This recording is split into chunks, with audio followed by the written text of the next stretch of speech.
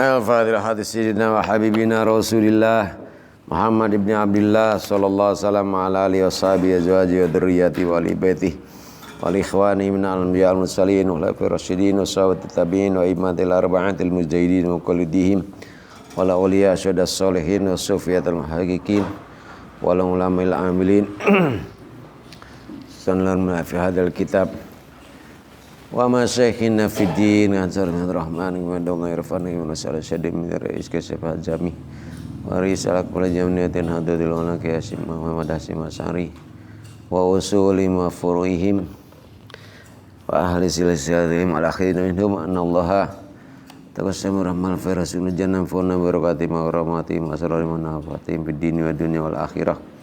Al-Fatihah.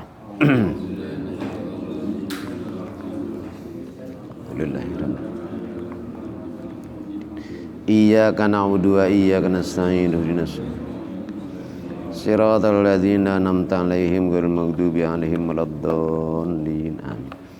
Bismillahirrahmanirrahim. Qala al-muallif rahimallahu ta'ala wa damana bihi wa bi ulumihi wa bikum fadarin. Amin. Wa man adlamu mimman mana'a masajidallah ayyudkara fi asmuhu wa sa'a fi kharabiha ulaika ma kana lahum ayadkhuluha illa khaifin lahum fid dunya khizyu wa lahum fil akhirati adzabun adzim. Ya itu ya.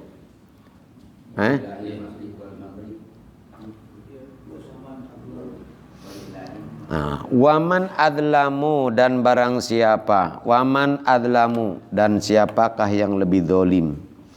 Aila ahada adlam, tidak ada seorang pun yang lebih zalim mimman mana'a dibanding orang mana'a yang melarang, yang menghalang-halangi masajidallah akan masjid Allah ayyudkara bahwa disebutkan via di dalamnya ismuhu namanya, nama Allah bisolati dengan solat wa tasbih. Ya. Nah, wal man'u melarang atau menghalangi ini imma bi walqiha ada kalanya dengan menguncinya. Ya, au ta'tilin nas anha atau mengosongkan, enggak digembok tapi dilarang orang masuk, dijagain ya supaya enggak boleh masuk enggak masuk ke dalam masjid. Au takhribiha atau dengan cara merobohkannya, merobohkan masjid atau tafrid fi hukukiha. Ya, jadi ibarat ini adalah yang dimaksud walaupun kaitannya ini adalah dengan orang-orang Rum dulu ya. Tapi jadi ibrah di sini bi umumil lafzi la bi khususis sabab. Umumnya lafad berarti enggak cuma buat mereka saja kezaliman ini, termasuk juga zaman sekarang ya, orang yang paling zalim adalah orang yang menghalangi disebutkannya nama Allah di dalam masjid, entah itu dengan melarang sholat, melarang apa sajalah. Wasa'abar dan berusaha fi kharabiya dalam merobohkannya aibil hadmi dengan merobohkan awit ta'tili atau dengan mengosongkan. Nuzilat diturunkan ini ayat ikhbaron karena menghabarkan anirum tentang orang Romawi alladzina kharabu baital maqdisi yang merobohkan Baitul Maqdis au fil musyrikin atau pada orang-orang musyrik ya, lama soddun nabiyya ketika mereka menghalang-halangi Nabi amal Hudaybiyati di tahun Hudaybiyah, maksudnya tahun perjanjian Hudaybiyah yaitu pada tahun ke-6 Hijriyah. Nabi berangkat dengan 600 orang kaum muslimin, ya, mau melaksanakan umroh. Berangkat Rasulullah ke sana sampai di Hudaybiyah, perbatasan ya antara tanah haram dan tanah halal. Itu dari Hudaybiyah itu ke Masjidil Haram 24 kilo. Nah, Nabi Muhammad kemudian mengutus sahabat Umar, pergilah kamu ke sana, beritahukan bahwasanya minta izin ya, beritahukan kami datang ke sini hanya tujuannya satu, yaitu mau umroh. Kata sahabat Umar begini, Rasulullah, mau saya usulkan, engkau kan tahu Rasul saya ini orangnya nggak bisa ditolak, ya. Artinya kalau mereka menolak bisa urusannya rame. Mau nggak saya usulkan kalau yang menjadi duta ini adalah sahabat Utsman, karena kedudukan sahabat Utsman di Mekah ini jauh lebih akan diterima daripada saya. Dan usulan sahabat Umar ini benar. Oleh Rasulullah dianggap, bukan sahabat Umar membangkang, nggak mau, ya. Maka diutuslah sahabat Utsman ke sana. Begitu diutus, kata mereka, Utsman, kau boleh di sini tawaf dan seterusnya, tapi tidak buat yang lain. Nah, dari sahabat Utsman diizinkan, aman lah, ya. Sahabat Utsman ini rasa kesetia kawanan, apalagi beliau ini bersama Rasul. Ada kesempatan dia untuk melakukan ibadah itu, tapi tidak mau sahabat Utsman kalau saudara-saudara yang lainnya tidak. Coba kalau umpamanya melakukan, ya jeleklah sahabat Utsman. Itulah akhlak, ya, itulah adab seorang. Walaupun dia punya kesempatan yang selama ini didamba-dambakan, tapi kalau tidak bersama dengan sahabat-sahabatnya, saudara-saudaranya, apalagi bersama Rasul, lebih baik tidak. Nah, ini supaya jadi ini juga buat kita, ya. Nggak mau sahabat Utsman. Lalu disampaikanlah kabar berita bahwa sahabat Utsman itu dibunuh. Itu. Nah, sebenarnya berita ini tujuannya pingin tahu reaksi kaum muslimin bagaimana kalau mendengar Utsman. Kayak dulu ketika Israel menyerang Palestina, ya. Mereka sebenarnya takut. Kenapa? Pikir mereka Saudi Arabia, Yordania, Mesir, negara-negara Islam lainnya tentu tidak akan diam mereka. Tapi ya icip-icip pedang panas katanya. Maka coba-coba, ternyata ketika melakukan itu orang-orang Arab diem aja gitu. Nah, akhirnya begitu mendengar sahabat Utsman katanya dibunuh, maka Rasulullah kemudian mengadakan di situ yang disebut dengan Bai'atur Ridwan. Ya. Disebut Bai'at Ridwan itu karena bai'atnya di bawah pohon yang bernama pohon Ridwan. Isi baiat itu sumpah setia untuk melaksanakan agama. Nah, maka begitu dengar baiat, ya, bahwa umat Islam mau menuntut balas atas kematian sahabat Utsman, ngeri juga mereka. Diutuslah utusan namanya Sahal. Memang dia seorang diplomat ulung, Sahal itu. Diutuslah kemudian untuk mengadakan suluh. Nah, ini yang disebut dengan suluh Hudaybiyah tahun 6 Hijriah. Nah, dalam suluh Hudaybiyah itu jadi orang Quraisy diwakili oleh Sahal, dari Rasul ya Rasul sendiri. Kemudian ada 6 poin yang disepakati, ya, yang diperhatikan oleh Rasul adalah yang pertama, bahwa selama 10 tahun ya, bahwa selama 10 tahun mengadakan gencatan senjata. Orang Islam nggak boleh melarang orang musyrik, orang Quraisy mau apain kek. Begitu juga orang musyrik Quraisy tidak boleh menghalang-halangi dakwah orang Islam, mau ngapain terserah. Nah, ini yang di Nabi. Kemudian adalah yang lainnya. Kalau ada orang Islam yang masuk ke dalam orang Quraisy, maka orang Quraisy tidak berhak tidak punya kewajiban mengembalikan. Tapi kalau ada orang Quraisy yang masuk Islam, ya, sebelum terjadinya Hudaybiyah ini, maka orang Islam wajib mengembalikan, menyerahkan kepada orang Quraisy, ya.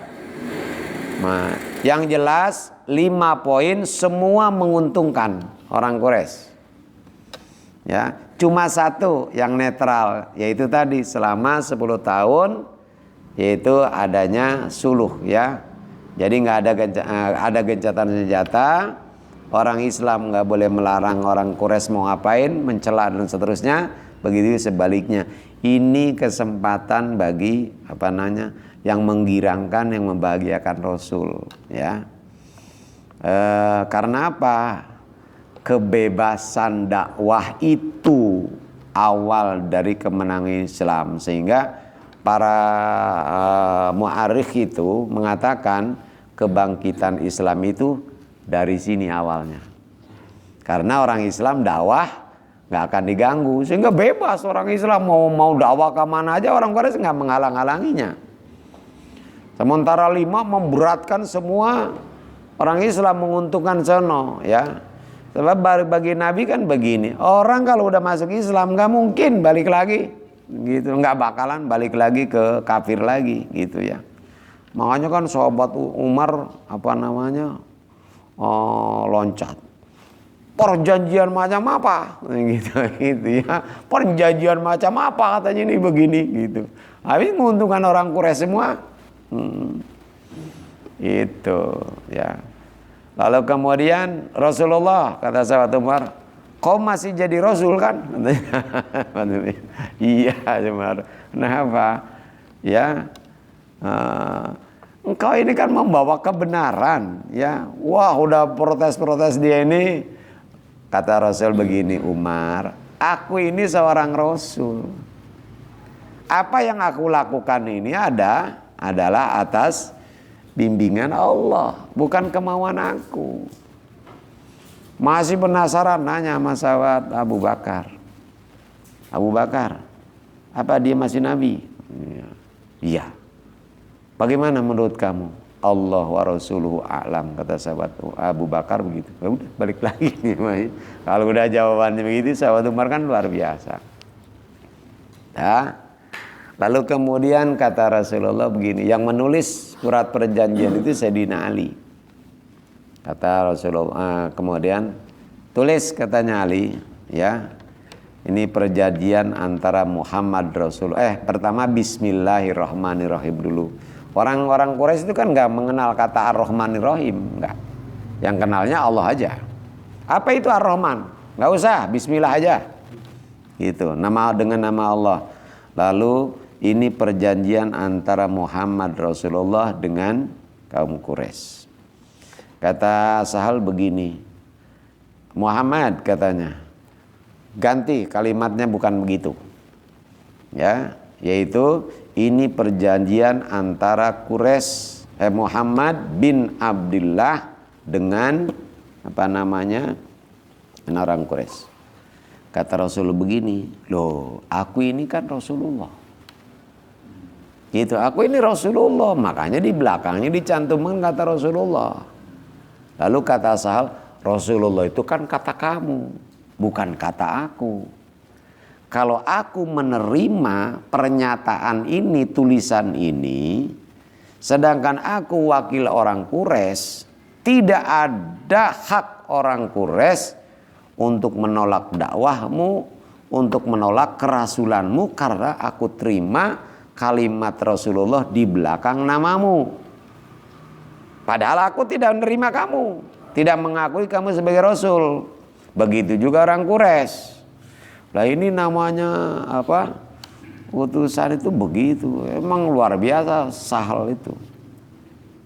Nah, lalu kemudian kata Rasul begini. Baiklah. Ali katanya hapus kalimat itu, ganti dengan Muhammad bin Abdullah. Kata Sayyidina Ali, tidak Rasul. Apa Sayyidina Ali durhaka Pak? Disuruh oleh Rasul nggak mau.